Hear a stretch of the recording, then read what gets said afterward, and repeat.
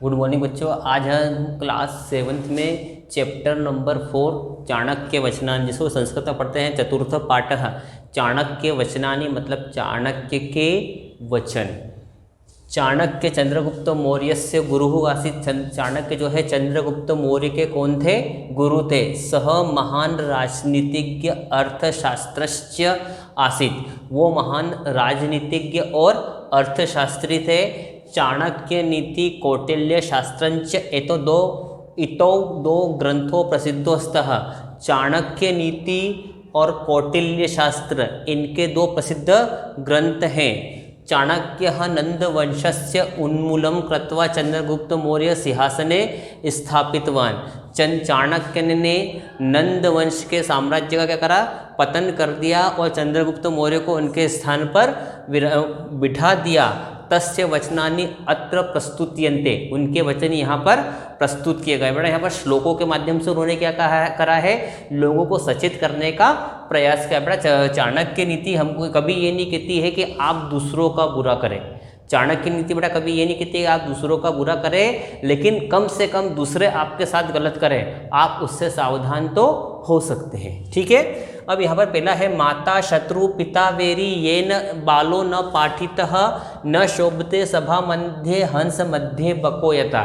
यहाँ पर बता रहे हैं कि वो माता और पिता शत्रु के समान है जो अपने बच्चों को शिक्षा नहीं देते हैं या संस्कारवान नहीं बनाते हैं। न शोभते सभा मध्य हंस मध्य बकोयता, वो किस प्रकार सभा में सुशोभित नहीं होते हैं जिस प्रकार हंसों के बीच में बगुला सुशोभित नहीं होता है। देखिए हंसों का एक समूह रहता है, उसके बीच में अपन देखते हैं बगुला आ जाता है, तो बगुला जो है वो अलग ही आपको दिखाई देता है ना। या जैसे अपन देख रहे हैं कि पैसे वाले एक सरीके दिख रहे हैं और वहाँ पर यदि कोई गरीब व्यक्ति आता है तो अपनी पर्सनालिटी के कारण व्यक्ति अलग ही व्यक्ति उसको क्या करता है? पहचान लेता है। या फॉर एग्जाम्पल उदाहरण के अपन एक दूसरे उदाहरण के द्वारा और समझते हैं, जब हम कहीं दूसरे स्टेट में चले जाते हैं या दूसरे देश में कहीं चले जाते हैं तो हमारी वेशभूषा, हमारी बोली के आधार पर अगला व्यक्ति समझ जाता है कि ये व्यक्ति जो है यहाँ का नहीं है। ठीक है। अब दूसरा क्वेश्चन है अधमः धनम इच्छन्ति धनम मानम च मध्यमा उत्तमा मानम इच्छन्ति मानो ही महतम धना। अब यहाँ पर बताया है कि समाज में 3 वर्ग के लोग हैं। समाज में कितने वर्ग के लोग हैं? समाज में 3 वर्ग के लोग हैं बेटा, उच्च वर्ग, मध्यम वर्ग और निम्न वर्ग।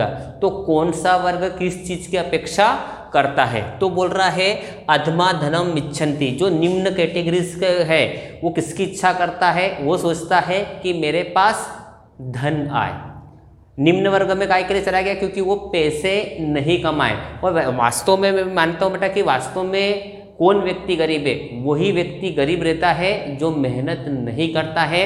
बेटा मेहनत तो सभी करते हैं, लेकिन मेहनत करने की दिशा जब गलत हो जाती है तो फिर का व्यक्ति वो क्या होता है? गरीब हो जाता है। तो कह रहा है अधमा धनम इच्छन्ति, जो निम्न वर्ग के लोगों रहते हैं, क्योंकि वो व्यक्ति उस चीज़ की अपेक्षा करेगा जो चीज़ उसके पास नहीं होगी। तो जो निम्न वर्ग के लोग रहते हैं इनके पास बेटा पैसे की कमी रहती है, तो किसकी इच्छा करते हैं? ये धन की इच्छा करते हैं। धनम मानम च मध्यमा, मध्यम वर्ग के लोगों क्या करते हैं? वो सोचते हैं कि उनके पास धन भी हो और धन के साथ लोगों उनका क्या करें? सम्मान करें। ये किनकी पहचान? निम्न वर्ग के लोग क्या कर रहे हैं? धन की इच्छा कर रहे हैं। मध्यम वर्ग के जो लोग हैं वो सोच रहे हैं कि उनके पास धन भी आए और उनको सम्मान भी प्राप्त हो। उत्तमा मानम ही इच्छन्ति, और जो उच्च वर्ग के लोग हैं वो सोचते हैं कि उनको केवल सम्मान ही मिले। मानो ही महता धनम, उनके लिए जो उनका सम्मान है वही उनके लिए धन के समान होता है। अपन देखते जैसे सबसे अच्छा उदाहरण देखा होगा आपने कि अपन कहीं शादी विवाह में कहीं जाते ना बेटा, तो वहाँ पर कभी कभी देखता है कि कोई व्यक्ति आता है, उसको तो सब लोगों रिस्पेक्ट करते हैं, लेकिन गलती से एक दूसरा अन्य व्यक्ति आता है जिसके ज़्यादा जान पहचान नहीं है, उसके पास धन नहीं है, ये नहीं है, तो लोगों क्या उसको करते हैं? उसको इज्जत देते हैं क्या? लोगों उसको इज्जत नहीं देते हैं। तो इज्जत व्यक्ति क्या है बेटा? अपने कर्मों के द्वारा ही प्राप्त की जाती है। इज्जत कभी पैसे से नहीं खरीदी जाती, केवल आपके अच्छे कर्मों के कारण ही व्यक्ति करता है सम्मान पाता है। फिर तीसरा है जल बिंदु निपातेन क्रमशः पूर्यते घटः सह हेतु सर्व विद्यानां धर्मश्च धनस्य च। वो बोल रहा है। फिर उन्होंने तीसरा वाला श्लोक बहुत अच्छी तरीके से बताने का प्रयास किया है कि जल की बूंद मतलब जल की बूंद लगातार पानी से लगातार जल की बूंद नीचे गिरती है तो पानी मतलब नल के नीचे रखा हुआ जो घड़ा है क्या रहता है, भर जाता है। समझ में आ रहा है बेटा कि नल के नीचे कोई घड़ा रख दिया जाता है और लगातार उसके ऊपर बूंद बूंद बूंद बूंद करके टपकता रहता है तो घड़ा क्या करता है, भर जाता है, भर जाता है। तो उसी प्रकार जो हम विद्या अर्जित कर रहे हैं या धर्म अर्जित कर रहे हैं या जो धन हमने अर्जित किया है वो बेटा एक बार में आपको प्राप्त हो सकता है क्या, एक बार में प्राप्त नहीं हो सकता। इसके लिए आपको धैर्य धारण करना पड़ेगा और अपने अच्छे समय आने की क्या करना पड़ेगी, आपको प्रतीक्षा करना पड़ेगी। कि लगातार पानी की बूंद यदि लगातार गिरती है तो घड़ा भर जाता है, उसी प्रकार यदि हम लगातार विद्या अर्जित करेंगे या धर्म के लिए हम कोई सा कार्य करेंगे या हम पैसा कमाना चाहते हैं तो ये बातें इसके पानी की बूंद की तरह इस पर भी लागू होती है। फिर चौथे नंबर का श्लोक है सुखार्थी त्यज्येत विद्याम विद्यार्थी त्यज्येत सुखम सुखार्थिनः कुतो विद्या विद्यार्थिनः कुतो सुखम। यहाँ पर बोल रहा है जो व्यक्ति सुख की इच्छा करते हैं या सुख चाहते हैं उनको विद्या की प्राप्ति नहीं होती और जो विद्यार्थी रहते हैं उनको सुख की प्राप्ति नहीं होती। समझ में आ रहा है बेटा मैं क्या कह रहा हूँ कि जो व्यक्ति सुख चाहते हैं, जो व्यक्ति क्या करते हैं सुख चाहते हैं उनको विद्या की प्राप्ति नहीं होती और जो विद्यार्थी रहते हैं उनको सुख की प्राप्ति नहीं होती। सुखार्थिनः कुतो विद्या, सुख चाहने वालों को विद्या नहीं मिलेगी और विद्यार्थी को जो है वो सुख नहीं मिलेगा। या तो आप सुख चालो या फिर विद्या चालो। यदि आपने विद्या चाली है, अपन देखते हैं बेटा यहाँ पे मनुष्य की 4 अवस्था बताई है। कौन कौन सी 4 अवस्था है, बाल्यावस्था, किशोरावस्था, युवावस्था और प्रौढ़ावस्था और वृद्धावस्था। ये 4 अवस्थाएं बताई गई है और हर अवस्था में मनुष्य को करना पड़ेगा, कुछ न कुछ प्राप्त करना पड़ेगा। अब जैसे अपन देखें सबसे पहले विद्यार्थी जीवन है, यहाँ आपको क्या करना पड़ेगा, विद्या अर्जित करना पड़ेगी। फिर देखते हैं अपन युवावस्था, यहाँ पर आपको क्या करना पड़ेगा, धन कमाना पड़ेगा। फिर आती है बेटा प्रौढ़ावस्था, प्रौढ़ावस्था में आपको क्या कमाना पड़ेगा, धन तो आप कमा चुके हैं, अब आपको धर्म कमाना पड़ेगा। और यदि आपने इन 3 अवस्था में कुछ भी नहीं कमाया तो क्या चौथी अवस्था में आप कुछ प्राप्त कर पाएंगे? चौथी अवस्था में बेटा जब हम वृद्धावस्था में रहते हैं, शरीर हमारा हाथ पांव जो है काम नहीं करते हैं, तो क्या हम किसी चीज़ को प्राप्त कर सकते हैं? जब हम मुँह से राम का नाम भी लेना चाहते हैं तो हमारे मुँह से राम का नाम निकलते हुए राम ना निकलते हुए लाम, क्योंकि जीवान जो है हमारी लड़खड़ाने लगती है। इसलिए हमको क्या करना चाहिए, समय के अनुसार जो है वो हर कार्य कर लेना चाहिए। फिर 5वां बोल रहा है तक्षकस्य विषम दंते मक्षिकाया विषम मुखे वृक्षिकस्य विषम पुच्छे सर्वांगे दुर्जनस्य तु। यहाँ पर उन्होंने बताया है तक्षक का मतलब क्या रहता है, एक प्रजाति रहती है, मतलब सांप की एक प्रजाति रहती है जिसमें जहर कहाँ पाया जाता है, सांप के दांत में जहर रहता है। मक्षिकाया विषम मुखे, और मक्खी के पास भी जहर रहता है, लेकिन वो जहर कहाँ रहता है, उसके मुख में रहता है। वृक्षिकस्य विषम पुच्छे, जो बिच्छू रहता है उसके कहाँ पर जहर पाया जाता है, बिच्छू की पूंछ में जहर पाया जाता है। लेकिन जो दुष्ट व्यक्ति रहता है, जो दूसरों का बुरा चाहते हैं, उनके तो पूरे शरीर के अंदर ही क्या रहता है, जहर पाया जाता है। समझ में आया ना बेटा कि मतलब सांप है, मक्खी है और बिच्छू है, इन सब की तुलना उसने किससे कर दी, जो दुष्ट व्यक्ति रहता है वो इन सब के ऊपर भारी पड़ता है। क्योंकि सांप के तो केवल मुंह में ही जहर पाया जाता है, बाकी शरीर के उस दूसरे अंग में जहर नहीं पाया जाता है। मक्खी के केवल मुंह में ही जहर रहता है, बिच्छू के तो केवल पूंछ में ही जहर रहता है। लेकिन दुष्ट व्यक्ति जो रहता है उसके तो पूरे शरीर में जहर भरा रहता है। फिर काम धेनु गुणा विद्या सर्व फलदायिनी प्रवासे मात्र सदृशी विद्या गुप्त धनम स्मृतम। वो बोल रहा है यहाँ पर विद्या की महिमा बताई गई है। किसकी महिमा बताई गई है? विद्या रूपी धन की महिमा बताई गई है। कि बोल रहा है कामधेनु गुणा विद्या सर्वफलदायिनी। कामधेनु के समान, विद्या को किसके समान कहा गया है? कामधेनु के समान कहा गया है। कामधेनु कहाँ पर पाई जाती है? कामधेनु स्वर्ग में पाई जाती है, जो क्या करती है, आपकी जो इच्छा रहती है उस इच्छा को क्या करती है, वो पूरी कर देती है। तो कामधेनु गुणा विद्या सर्वफलदायिनी मतलब विद्या कैसी है? कामधेनु के समान क्या करती है? आपकी सभी इच्छाओं को पूरा करती है। किस प्रकार पूरा करती है? प्रवासे मात्र सदृशी विद्या गुप्त धन स्मृतम। प्रवास का मतलब होता है यात्रा। यात्रा के समय ये क्या करती है? हमारी माँ के समान रक्षा करती है। यात्रा के समय हमारी माँ के समान रक्षा करती है, इसलिए विद्या को गुप्त धन भी कहा गया है। विद्या को क्या कहा गया है? गुप्त धन कहा गया है। और विद्या की सबसे बड़ी विशेषता क्या रहती है? कि चोर इसको चुरा नहीं सकते। चोर क्या करते हैं? चोर विद्या को चुरा नहीं सकते हैं। राजा आपके इस विद्या रूपी धन को छीन नहीं सकता है। और सबसे बड़ी विशेषता मालूम क्या? कि ये भाइयों के बीच में बंटवारा नहीं कराती।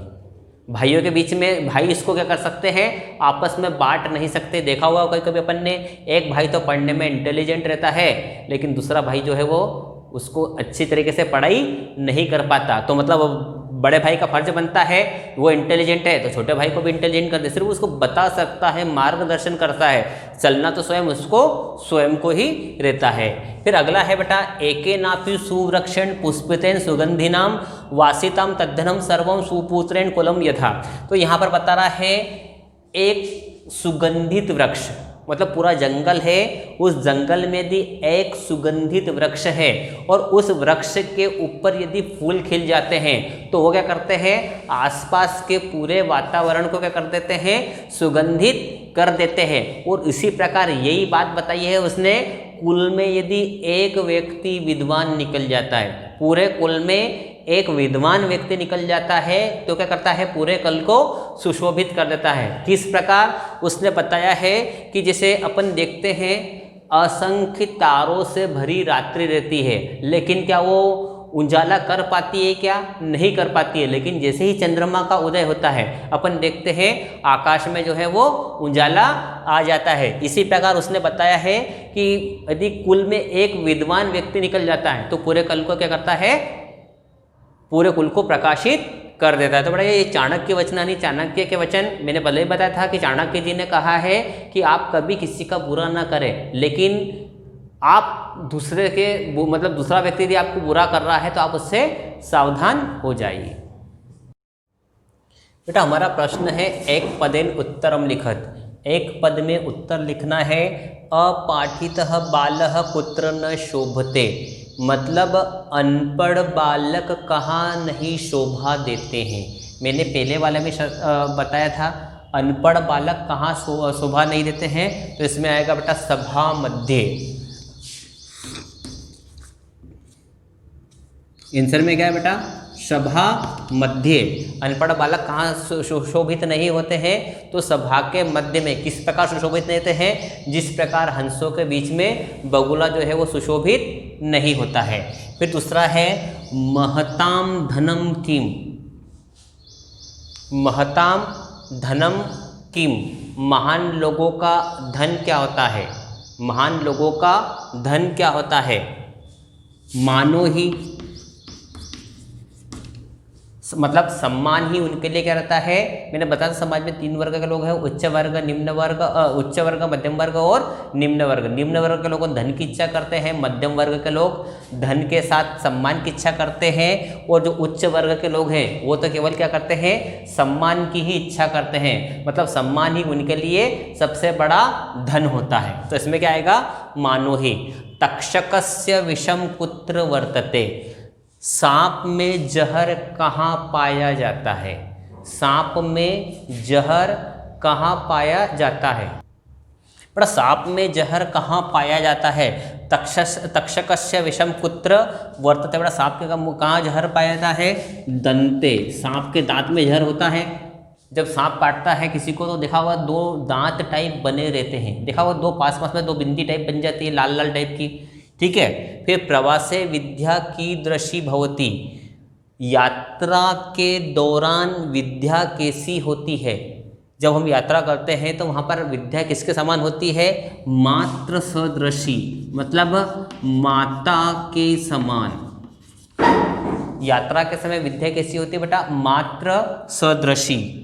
फिर अगला है वृश्चिकस्य विषम कुत्र वर्तते। बिच्छू में जहर कहाँ पाया जाता है? बिच्छू में जहर कहाँ पाया जाता है? तो इसमें आएगा बेटा पुच्छे। बिच्छू की पूंछ में जहर होता है। मक्षिकायाः विषम कुत्र वर्तते। मक्खी में जहर कहाँ होता है या कहाँ पाया जाता है? तो कहाँ होता है बेटा? मक्खी में जहर कहाँ होता है बताएं? मक्खी में जहर बेटा कहाँ होता है? बताइए बेटा। मक्खी में जहर कहाँ पाया जाता है? मुखे। मक्खी के मुख में जहर होता है। ठीक है। अब बेटा हमारा है एक वाक्यन उत्तरम लिखत। एक वाक्य में हमको क्या करना है? उत्तर लिखना है।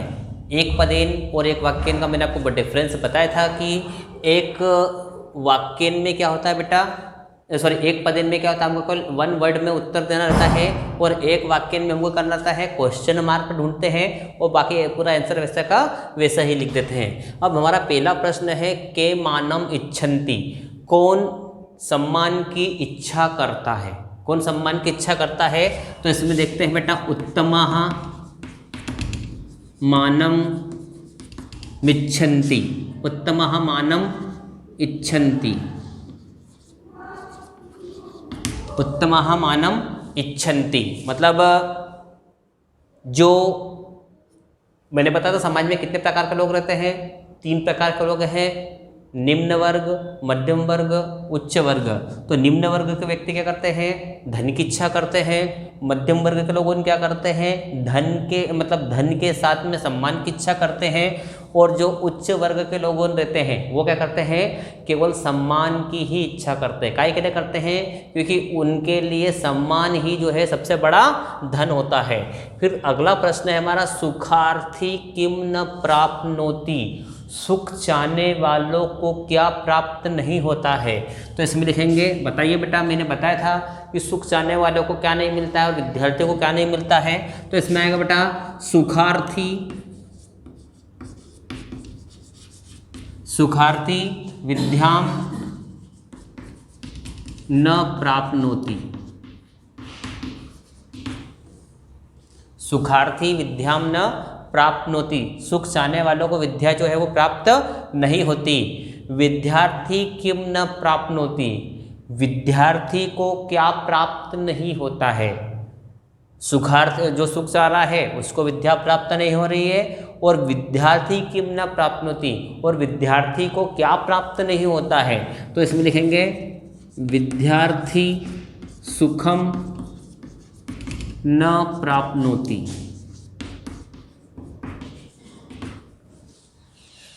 विद्यार्थी को जो है सुख की प्राप्ति नहीं होती। विद्या कीदृशम धनम भवति। विद्या कैसा धन होती है? विद्या कैसा धन होती है? तो इसमें लिखेंगे विद्या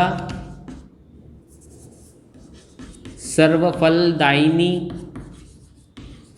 विद्या सर्वफलदायिनी भवति। विद्या सर्वफलदायिनी भवति, अतः विद्या गुप्त धनम भवति। विद्या क्या करती है? कामधेनु के समान सभी फल देने वाली होती है, इसीलिए हम क्या करते हैं? विद्या को गुप्त धन भी बोलते हैं। फिर प्रश्न क्रमांक 5वां है घटम कथम पूर्यते। घड़ा कैसे भरता है? मैंने बताया था सबसे पहले वाला मतलब 5वें नंबर का श्लोक बताया था कि घड़ा कैसे भरता है। तो जलह बिंदु निपातेन क्रमशः पूर्यते घटः, मतलब पानी की बूंद लगातार गिरने से घड़ा जो है वो भर जाता है। जलह बिंदु निपातेन, जल बिंदु निपातेन क्रमशः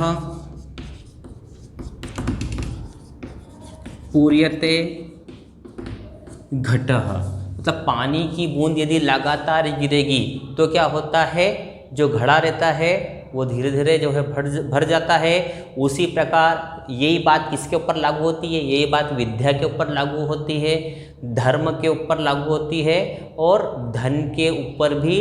कोई सी भी चीज़ जो है लगातार धीरे धीरे इकट्ठा करते हैं तो वो फिर बड़ा संग्रह बन जाता है। बेटा अब कोष्ठकात उचितानि पदानि चित्वा रिक्त स्थानानि पूरयत। हमारा प्रश्न क्रमांक 3 है, बोल रहा है कोष्ठक में से उचित शब्द उचित पद लेकर हमको करना है, रिक्त स्थान की पूर्ति करना है। मानम इच्छन्ति मतलब सम्मान की इच्छा करते हैं। अधमा या उत्तमा, बेटा अधमा या फिर उत्तमा, इसमें आएगा बेटा उत्तमा। इसमें क्या आएगा बेटा, उत्तमा। हाँ, मतलब जो उच्च वर्ग, मध्यम वर्ग और निम्न वर्ग। मैं बार बार आपको ऐसा बता रहा हूँ ताकि आपको ध्यान में रहे कि समाज में 3 वर्ग बने हैं, लेकिन वर्तमान स्थिति ऐसी हो गई है कि अब जो है समाज में केवल 2 ही वर्ग रह गए, उच्च वर्ग और निम्न वर्ग। मध्यम वर्ग जो है वो निम्न वर्ग में चले गए कोरोना वायरस के कारण।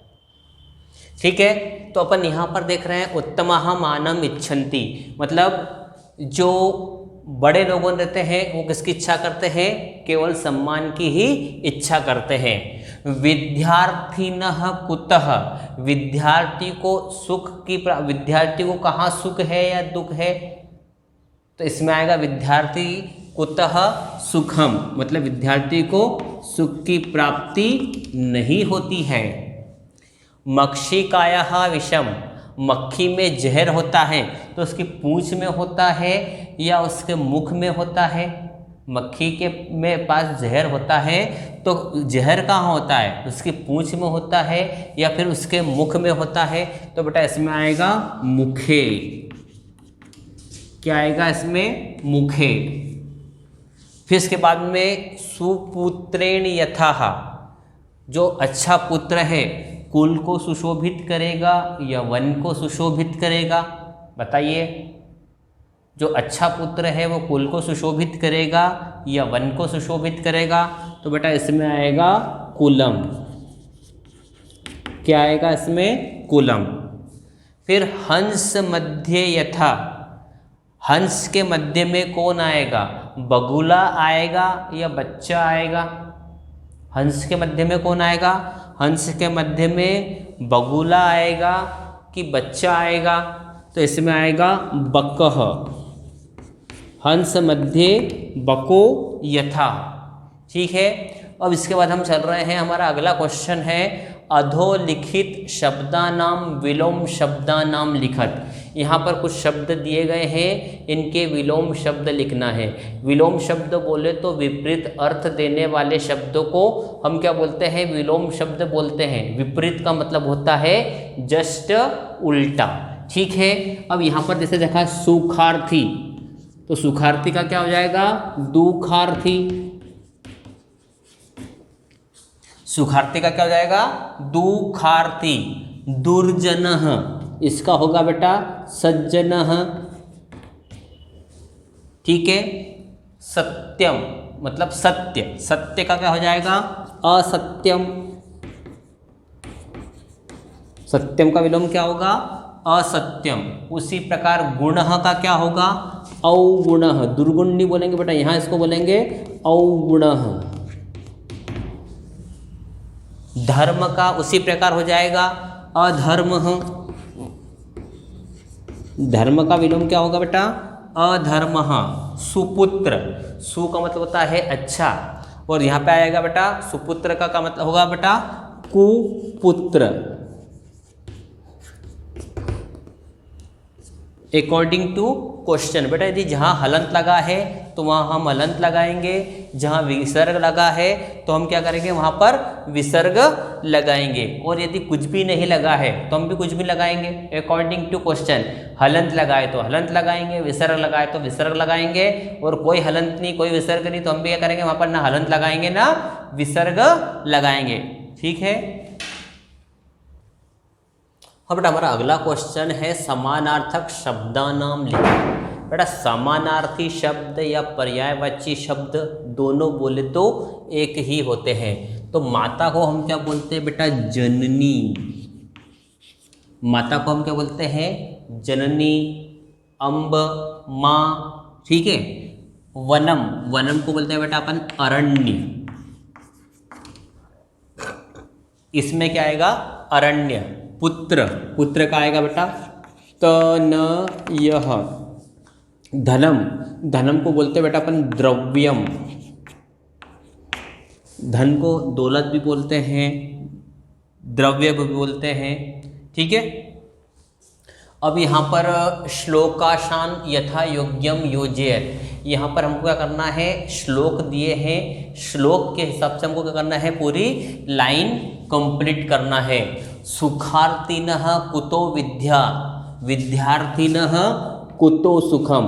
मतलब सुख चाहने वालों को विद्या नहीं मिलती है और विद्या चाहने वालों को सुख नहीं मिलता है। न शोभते सभा मध्ये हंस मध्ये बको यथा। मतलब वो सभा में उसी प्रकार शोभा नहीं देते हैं जिस प्रकार हंस के बीच में बगुला जो है सुशोभित नहीं देता। वृक्षिकस्य विषम पुच्छे दुर्जनस्य तु सर्वांगे। मतलब बिच्छू की तो केवल पूंछ में ही जहर होता है, लेकिन दुष्ट व्यक्ति की विशेषता क्या होती है कि उसके पूरे शरीर में ही जहर भरा होता है। वांछितम तदनम सर्वम सुपुत्रेण कुलम यथा।